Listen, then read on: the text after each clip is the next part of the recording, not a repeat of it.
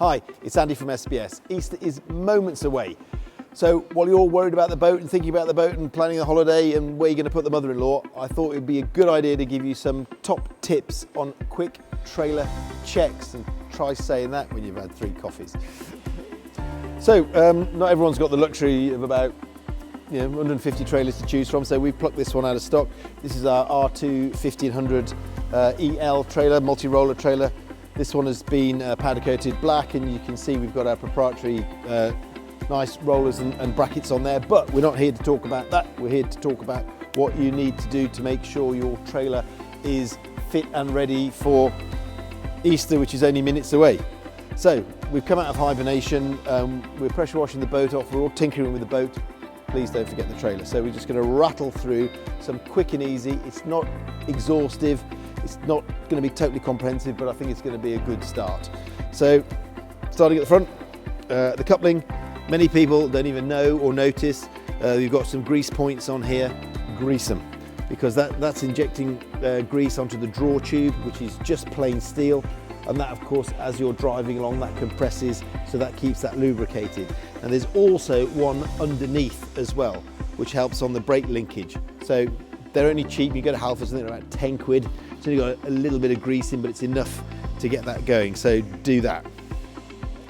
Okay, the other thing we want to look at is the breakaway cable. Now, it's a legal requirement that this is attached to your vehicle while you're towing your trailer, but we all know what happens to it. We either forget we've got it on, we pull off and we snag it, we break it, or it's been dragging on the ground and the clip's broken, or the cable's worn through. It's in one hell of a state.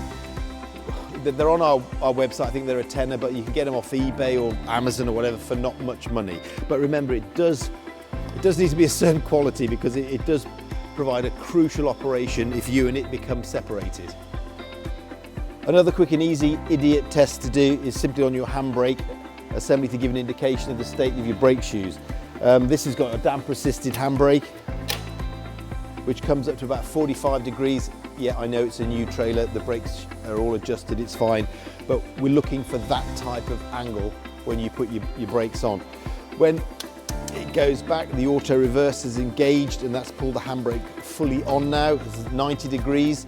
If yours is poking somewhere over here, your brakes are out of adjustment, or your brake cable needs tightening up. We've got rod on this, as you can see, but again, that's a very simple, quick and easy, do I need to do anything with my brakes? Another quick brake check. Flick your handbrake on, your brakes are pulled. This is a single axle trailer. You want to be looking at the compensator, which is that bit in the middle there where the brake cables are attached to. Make sure that's level, okay? If that's canted to one side or another, it could mean that the brake cables are seized or stuck. And similarly, when you put the handbrake off,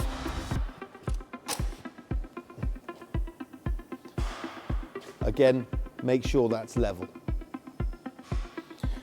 Winch, vitally important. Please tell me you don't think this is the only retention device of your boat while you're traveling along the road. You need some additional straps as well. However, for the initial recovery, this is your main port of call. Check the webbing. Best thing we'd probably do, pull it out, give it a bit of a rinse, make sure all the salt's off it before you put it back. But they're inexpensive. Again, we supply them £10, but you can get them from a number of places. Make sure they've got a proper testing label on, so it's not some cheap Chinese copy. Get the expensive Chinese copy. On the subject of straps and strapping, we all use these ubiquitous ratchet straps, which of course fantastic. This is one of ours, which is obviously, you can see, has seen better days. However, it is oiled and it is functioning beautifully, so it doesn't have to look pretty to work well. However, what you must check is the integrity of the webbing. If you've got any nicks, tears or anything in it, they're not that expensive. Replace it, because that's the only thing between you and disaster. Okay, so we've nearly finished at the sharp end now, which is good news, because I imagine you'll have your boat on, so it's a little bit more difficult than we have. But electrics, it's probably been left out all winter and it's got all rusty or cobwebby or something-y. WD-40, give it a spray, check it before you go on your journey when you've got wife and kids and friends screaming to make sure it all works. All the SBS trailers have got the LED lights down the side. So you just want to plug it in, make sure everything's working, make sure everything is functioning. Last one while we're at the front end is the jockey wheel. You remember when you were recovering your boat, you were so excited to get it out of the water and get home, you forgot to put your jockey wheel up properly or retract it properly, so the wheel got damaged or the handle got lost or damaged. Just make sure that's all complete and working. Okay, wheels and tyres. Your boat has been sitting on here now for a number of months. They haven't had any attention. Check for cracking and wear. Remember, they've still got to have tread just like your car, so you can get pulled for no tread on your trailer tyres as much as your car. Also check your pressure. So on the tyre wall, they will state max pressure for max load. There's no sliding scale, but it gives you an indication of the pressure that you need.